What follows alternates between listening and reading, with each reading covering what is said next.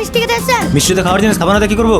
কালকে মিষ্টি খেলেন, পয়সা দিয়ে গেলেন, আমার বাবা আমাকে বোকা দিয়েছে। তোর বাবাকে বলেছি যে মিষ্টিগুলো মাঝে খেয়েছিল।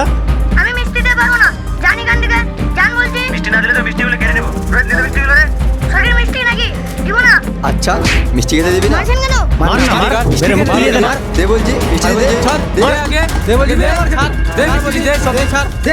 বাইরে কি করছেন? ভিতরে চলেন, ভিতরে চলেন। না দাদা, আমরা এখানেই ঠিক আছে। না না, মাথা খারাপ হয়েছে নাকি? কারাগজের দোকানের লক্ষ্মী, লক্ষ্মীকে বাইরে খেতে দেওয়া যায়? আরে না চলেন না, দাদা। ভিতরে চলেন, চলেন না, ভিতরে চলেন। দাদা ভিতরে বসেন, জায়গা আছে তো বসেন। দাদা ওখানে বসেন, ওখানে বসেন। দাদা বসেন, ওখানে জায়গা আছে তো বসেন।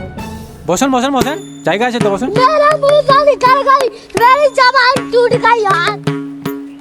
বেটা কি মিষ্টি খেয়েছিল রে বেটা? এরাই মিষ্টিগুলো খেয়েছিল, আমাকে মারলো। এখন মিষ্টিগুলো নিয়ে নিতে চাইছিল। তোকে মারলো? হ্যাঁ। কে মারলো তোকে রে? মিষ্টি খাওয়া খুব শখ না? আজ তোদের এমন মিষ্টি খাওয়াবো যে মিষ্টি বাপের জন্মেও খাসনি। শালারা, আমার ছেলেকে মারবি তোরা? আমার ছেলেকে